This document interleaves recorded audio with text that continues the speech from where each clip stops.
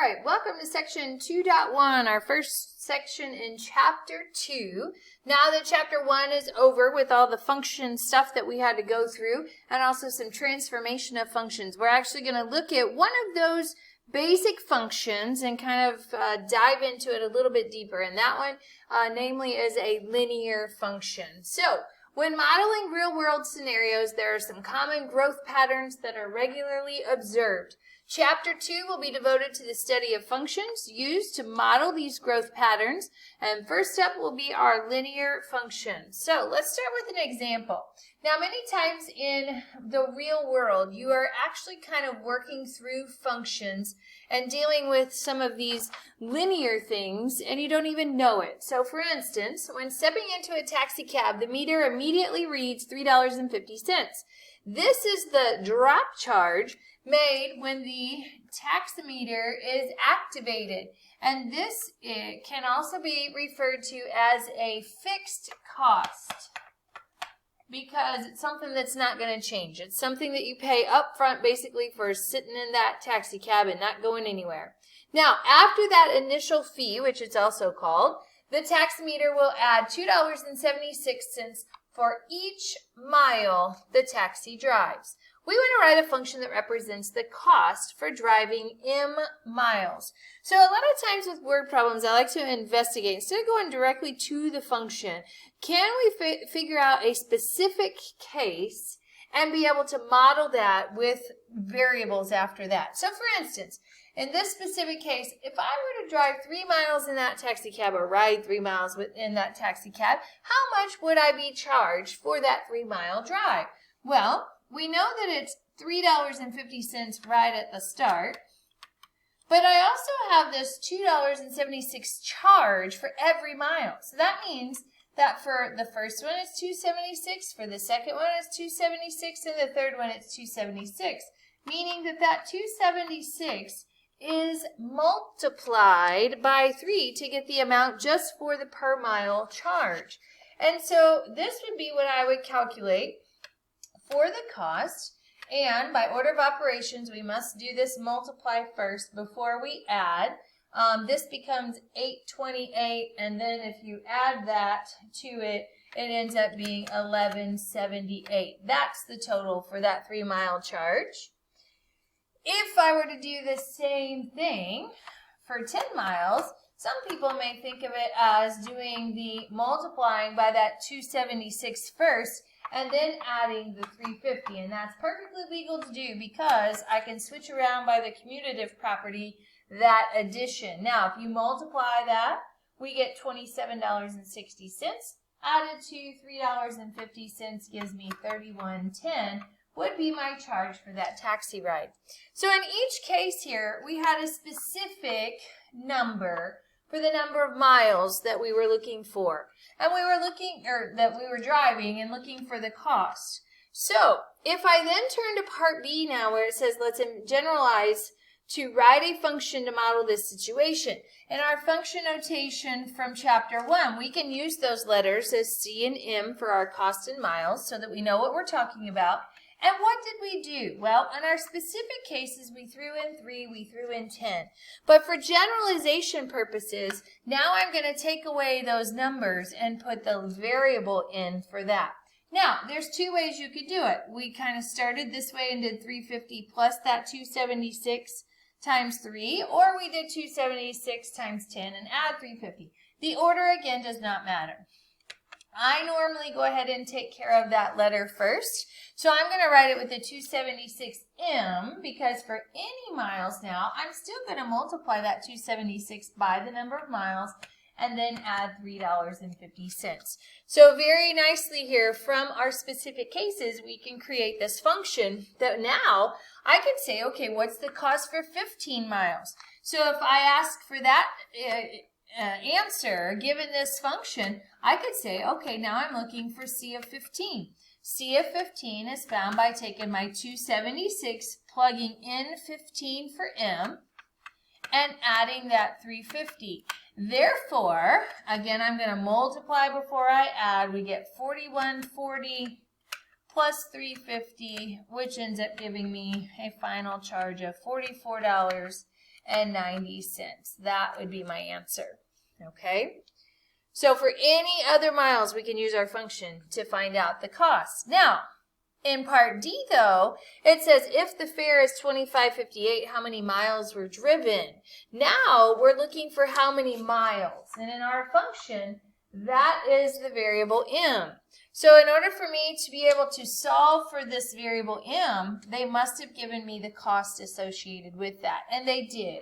Here's the $25.58. Now remember, that's not going to go in for m, that's my cost. So I'm going to put that in for my cost, that $25.58 was found by taking 276 times some number of miles and adding 350 to that. And now we have a two-step equation to solve. So if I want to get m by itself, I have to first get rid of this 350.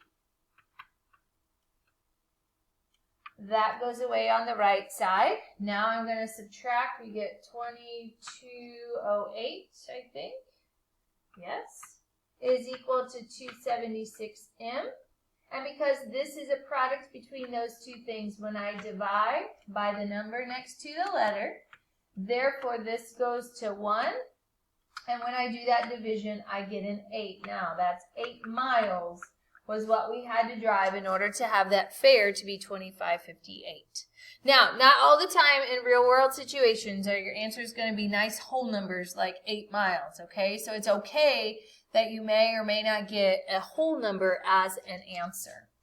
All right, now it is important to know that in this function, our cost function, that the rate of change is the same and it is constant throughout. Now, when I talk about the rate of change, in that function, what is changing? In our function, this piece was changing, making this kind of our rate of change. That is going to be constant throughout. It's always that 276. But depending on when m is 3 and m is 15 and m is 10, that piece right there is changing. So, when there is a fixed number, which was our 350, and a constant rate of change,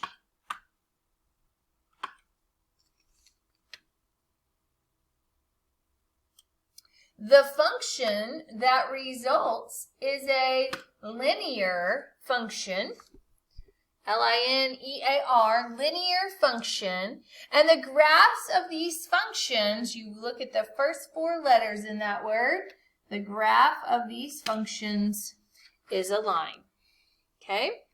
So, if I were to model that cost function up above, I would have miles on my x-axis, cost on my y-axis, and when I go 0 miles, I had a charge of 350, right? So I'm going to go up by 5s, let's say.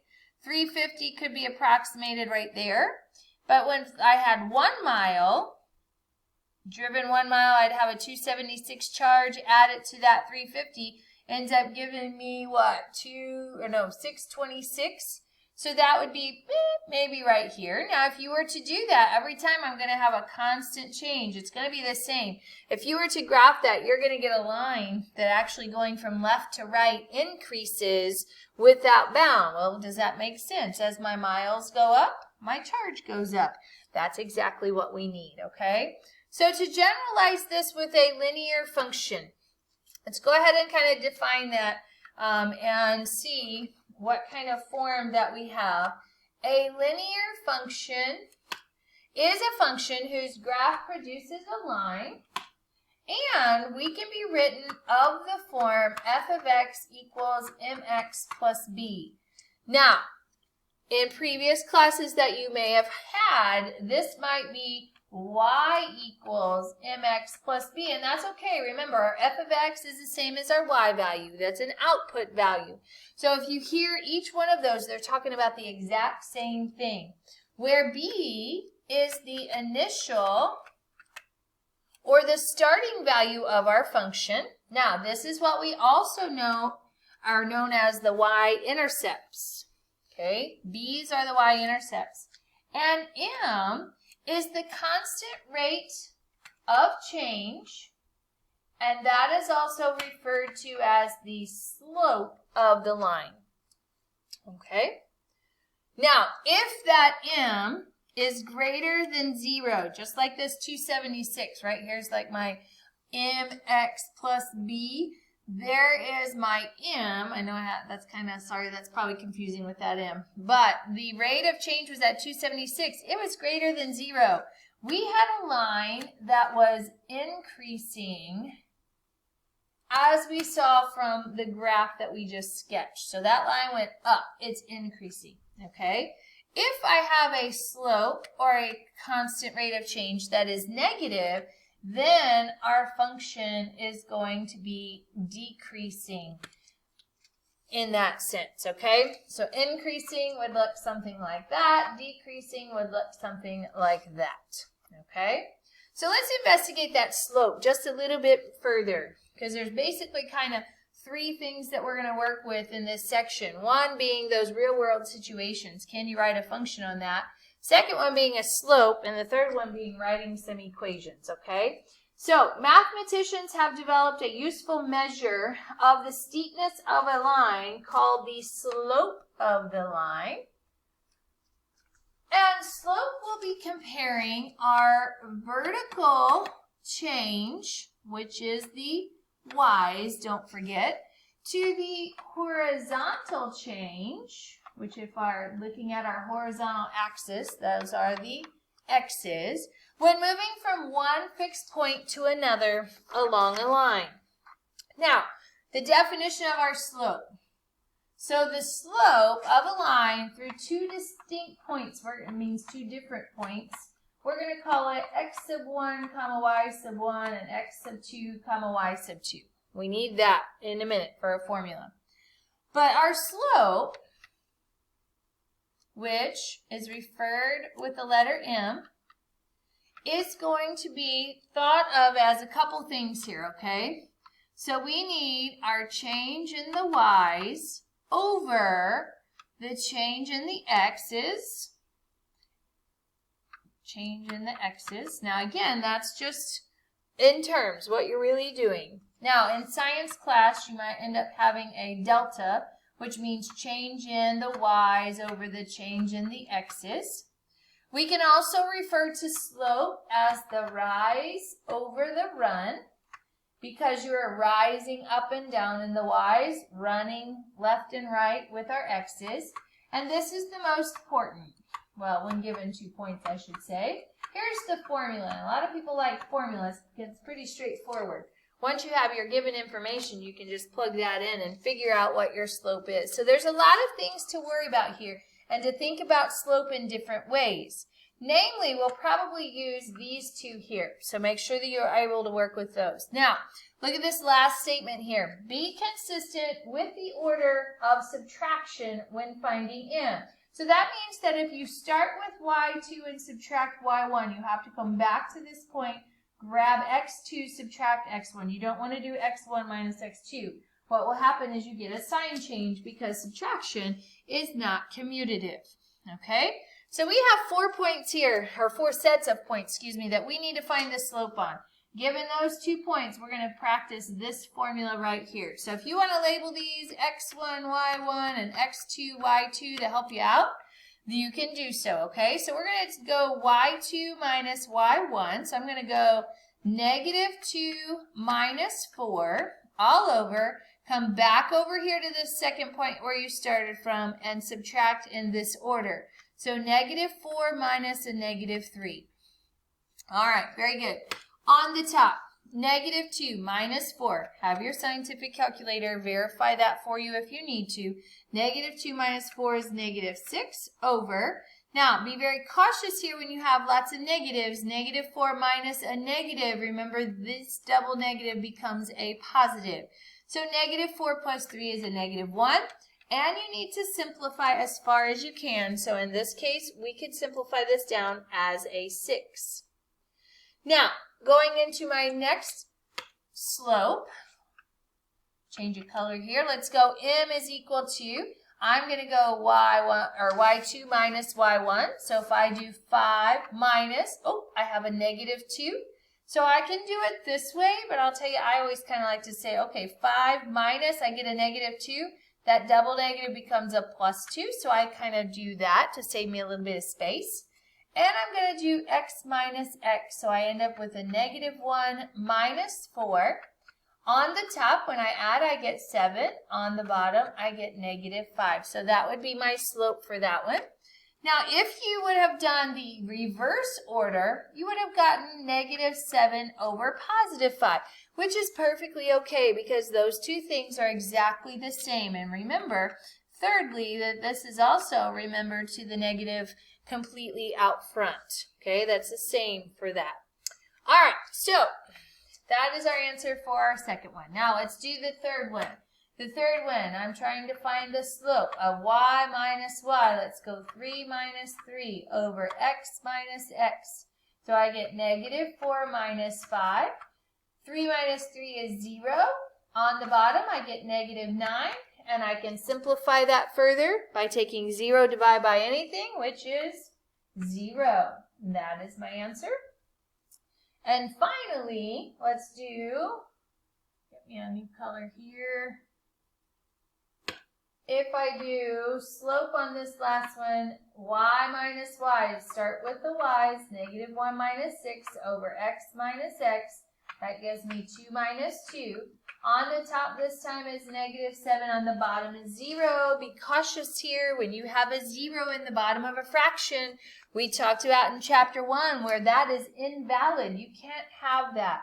So in this case, we refer to it as undefined, or some books will call that a D&E. Does not exist, okay? So whichever way that you want to see it, you can mark that, okay?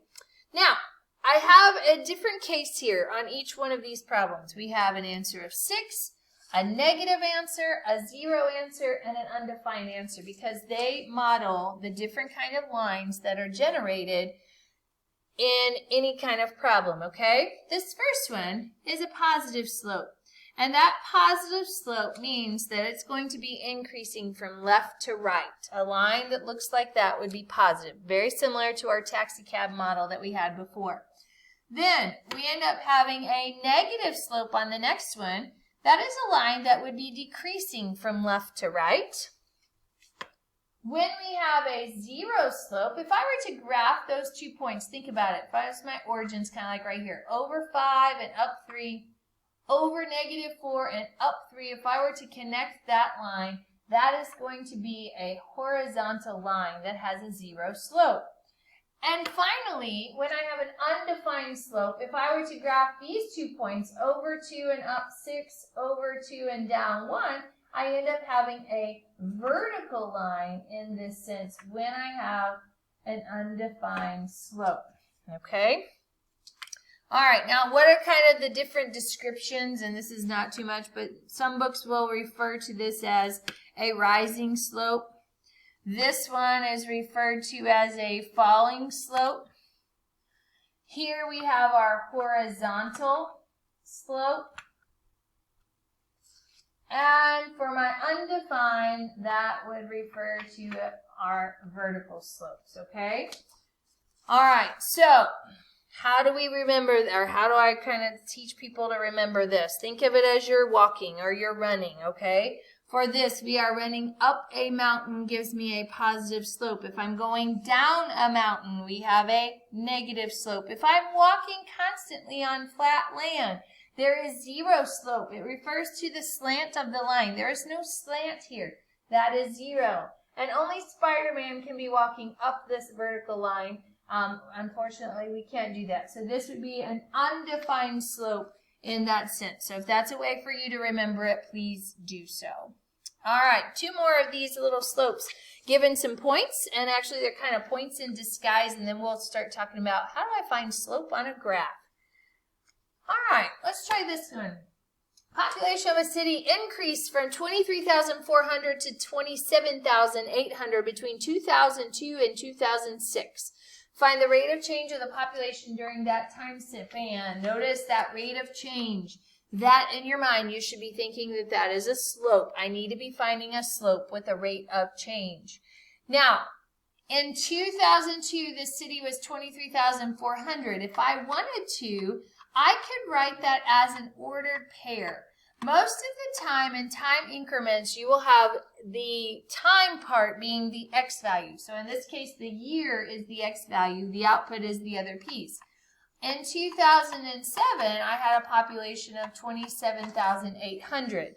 So you can take it upon yourself to write those as ordered pairs. And then from that, you can use your formula from up top in order to find the slope of those. So if I do that, I'm going to do y minus the y, because I'm asked for the rate of change. So 27,800 minus 23,400. Divide that by the x minus the x. Be consistent. 2007 minus 2002. So if I subtract the top, that will give me 4,400. Subtract the bottom. Oops, I said 2007. I meant it should be 2006. My numbers weren't working out. All right, 2006 minus 2002. Excuse me. So 4,400 divided by 4 gives me 1,100. Now, in any rate of change, we can put a label on it if we have a situation like a real world situation. So what did we have? We wanted population during time. So we had people per year, okay? And that's what it would be. And you could say population, but most of the, it's going to be people and per year. Using that little slash there will get us that term per in there with that. Or you can write it out all the way. Okay, so the rate of change is that it increased in that town 1,100 people per year on average. Okay? All right, next one. We have, given a linear function f of x, we need to find the rate of change. Again, it's asking for m. What is m? So, here are two function values, and in chapter 1, we had, can you correlate the ordered pair with the function value? Now remember, this is saying this is a y value. When x equals 3, this is my y value of negative 2. When x equals 8, I have a y value of positive 1. So you actually have 2 points there. And again, if it helps you to write them as ordered pairs, please do so. Okay? When we're finding m, now it's all about taking y minus y. So 1 minus a negative 2. I'm going to undo that so I can put it up on my function. So y minus y. A 1 minus a negative 2 becomes a plus 2. All over x minus x. So 8 minus 3. Top becomes a 3. Bottom becomes a 5. Therefore, my rate of change is 3/5.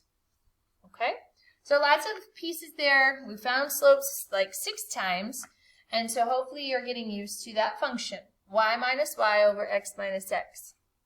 Now, here we end up having graphs. Can we find the slope given graphs? And what we need to do is to identify points. Points that are nice on that function. It doesn't matter which points that you choose.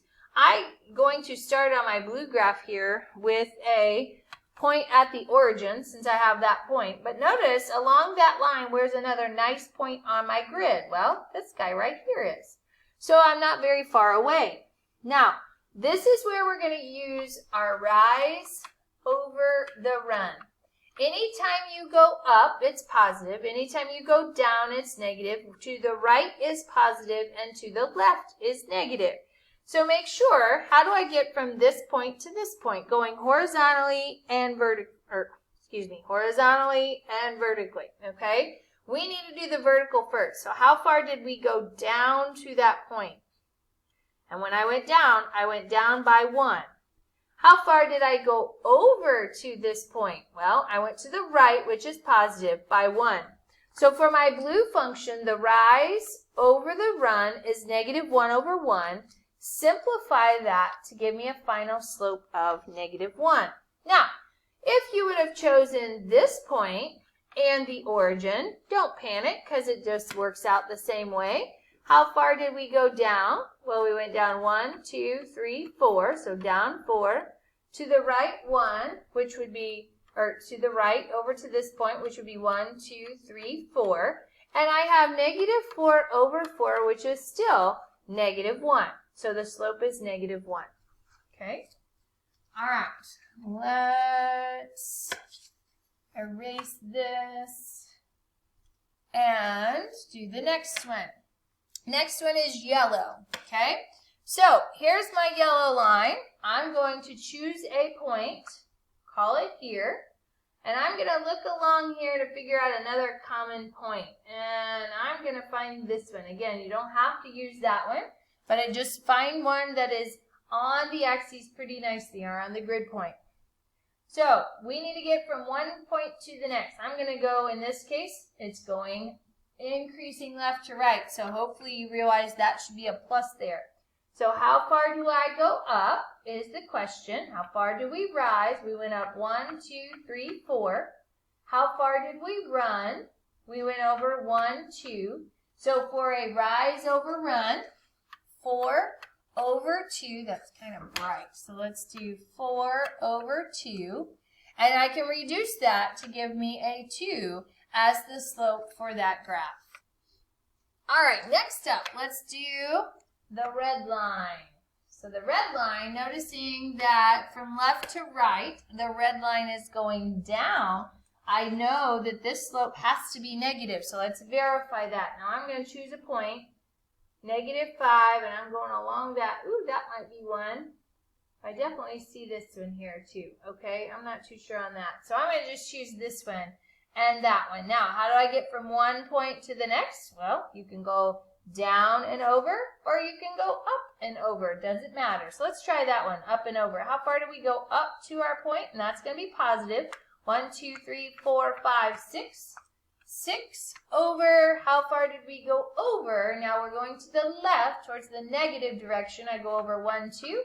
That would be a negative 2. So when I reduce this fraction, definitely I do get a negative 3. Okay. Now, the fourth one is our green graph. Now, notice here, you can choose any point you want on that green graph. But if I think about the idea here of my 4 situations, notice we had that horizontal one, which is a special slope of 0. There's no slant whatsoever on a horizontal line. You can automatically just put 0, okay? And on my last one, for my purple line, that is that vertical line. Only Superman can climb that. Remember, there is no slant to that or steepness. That would be an undefined situation. Now, you can do the empty set on that to show undefined as well, or you can write it all out, or you can write D, N, E. Multiple ways to express that. Okay? All right, so that's all about slopes on page 2. Page 3, our last page for section 1, is to now talk about how to write the equation of any line. Now, your book, if you go through and read that, it has its own ways to kind of solve that, and I, over the years, have found that it to be very successful for my students to work with the point-slope form first, to get down to the slope-intercept. So our final answer is going to be here on the slope-intercept, but we are going to start here and then stop down here of this form, okay? So what am I talking about? Well, in order to write the equation of any line, you need 2 things. You need a point and a slope. Hence, we have this nice title for this form, the point-slope form. Of any non-vertical line with a slope of m that passes through a point x1, comma y1 is, so you want to make sure that you know this because we're going to use it often. Y minus y1 is equal to m times x minus x1. And that's what we need. Now, there are 3 numbers that will be put in. You're going to put a number here, here, and here. You will leave it in terms of x and y because our answers are going to be things like y equals 5x plus 2, or y equals negative 2/3 minus 6. Excuse me, negative 2/3 x minus 6, where we have an x and y in our answer, okay? Now, how do I get from this point slope form, a generic form, down to what we refer to as the slope-intercept form? We're going to need a special point, okay? M is always going to be my slope. But what if I want the y-intercept, okay, to be my xy point? And we're going to symbolize that by x being 0. If I'm on the y-axis, any of these points along the y-axis have x to be 0. I'm just going to say B is any one of those points, okay? If I plug this into x1, plug that into y1, into my point slope form, this is what we get. Y minus the y1, B, is equal my slope times x minus the x1 value, which is 0. So we're going to do a small little proof here. We want to get y by itself for our slope-intercept form. Now, first thing I want to do is get rid of this 0. Anything minus 0 is still that anything. So I can write the right-hand side of my equation just as mx, and I'm not doing anything to the left yet. So I rewrite it as y minus b. Then, if I want to get y by itself, I have to get rid of this minus b. And in order to do that, I'm going to add b to both sides. Now, that goes away, leaving y on the left. But notice, there is not an x here that I can combine with the mx. So that's where we get y equals mx plus b, which is exactly what we saw when we defined a linear function on the first page. And so that is also referred to as the slope-intercept form. And again, we're going to have a slope of a slope of m and a y-intercept of b. And our slope-intercept form is y equals mx plus b. So the My Open Math program will like you to write your equations and keep them of the form y equals mx plus b as your answer, okay? But like I said, in order to get there, it has been so much easier for kids to start here, or my students to start here on the the point slope form. I'm getting all tongue-tied. And go down and solve for y to get y equals mx plus b. So let's show that by example. We're going to use our given conditions to write an equation for each line in slope-intercept form. So we're going to start with a slope of 6, passing through the point 2, negative 5. I'm going to go ahead and just rewrite that point slope form. And this is going to be my m, don't forget. This is my x1, and that's my y1. So we're going to plug in here, plug in here, plug in there. So what do we get? Well, let's go y minus a negative 5 equals my slope, which is 6, times x minus the x value, which is 2. Now, that is my point slope form, but to get to the end, I need to solve for y equals. Now, the first thing I'm going to worry about is this double negative. Remember, that does become a positive. So I end up having a y plus 5 on the left, and because I have no parentheses in my slope-intercept form, I need to now go ahead and distribute on the right. So again, you multiply 6 times x to get 6x, and 6 times negative 2 is a minus 12. Final answer, just like when we added b over to the other side, we need to subtract 5 from both sides, and I'm putting it under here because I can't combine that with my x term. Final answer, y equals 6x, and negative 12 minus 5 is a minus 17. So that would be my final answer. Okay? Again, you need a point and a slope in order to write the equation of a line. Now let's look at this next example going across.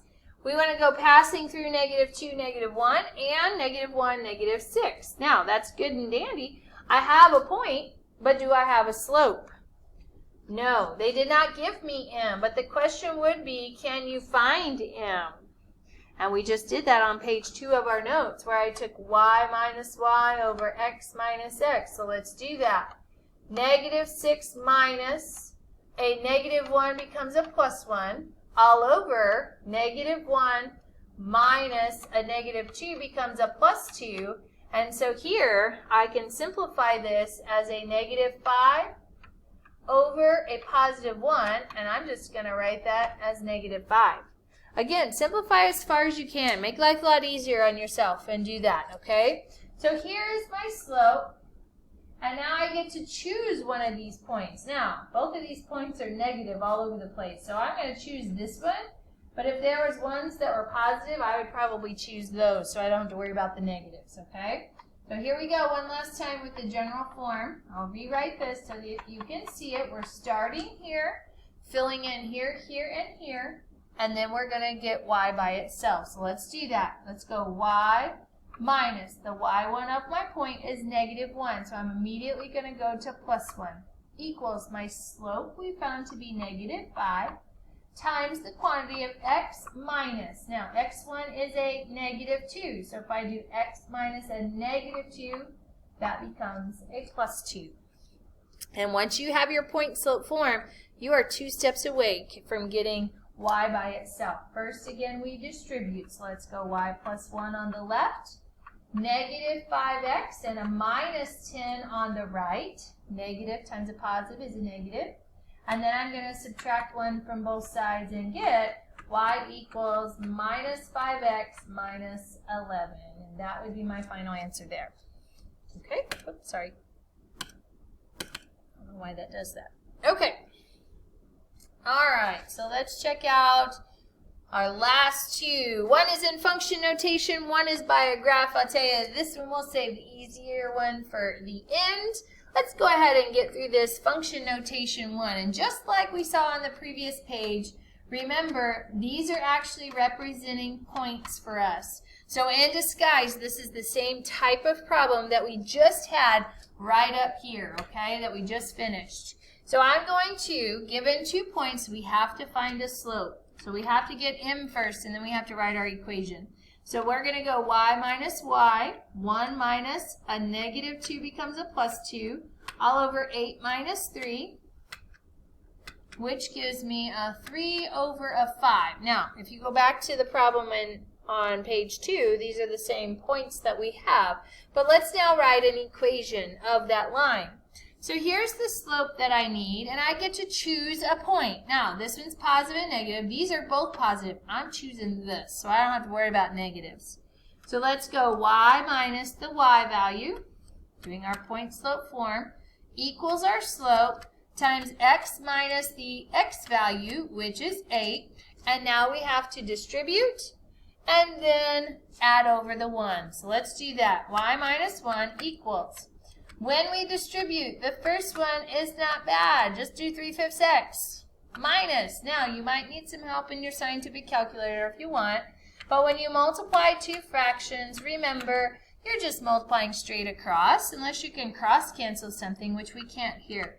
Therefore, this one becomes 24/5. Then I'm going to add 1 to both sides. And this becomes y equals 3/5 x. Now, I have to figure out what this is. -24/5 when you're adding 2 fractions. I'm going to add 1. We need a common denominator, so I need to multiply by 5 and multiply by 5. So this becomes a 5, and that becomes a 5. So I'm going to keep the bottom, change the top. -24 plus 5 gives me a -19.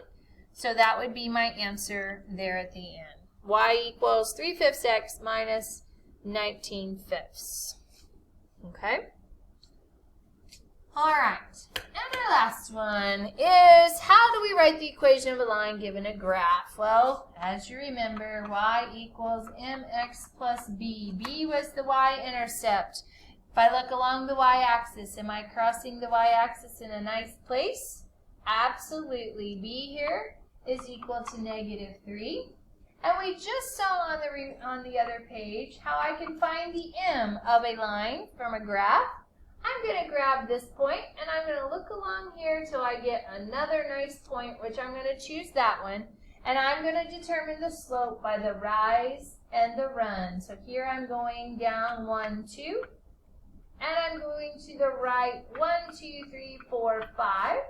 So for my rise over my run, my slope is -2/5. And once we've established that, you're going to throw it right into that function. Okay, so our final answer for this one would be y equals my slope, -2/5, times x plus the b. So you can do plus a negative 3, but plus times a negative is a minus. So just go ahead and write the minus 3. No need to put double signs there because we would like to simplify it down to just 1. Okay? All right, very good. So that's about slope, about doing real-world applications with linear functions, and about writing equations of linear functions. In our next section, we're going to be graphing these lines. So until next time.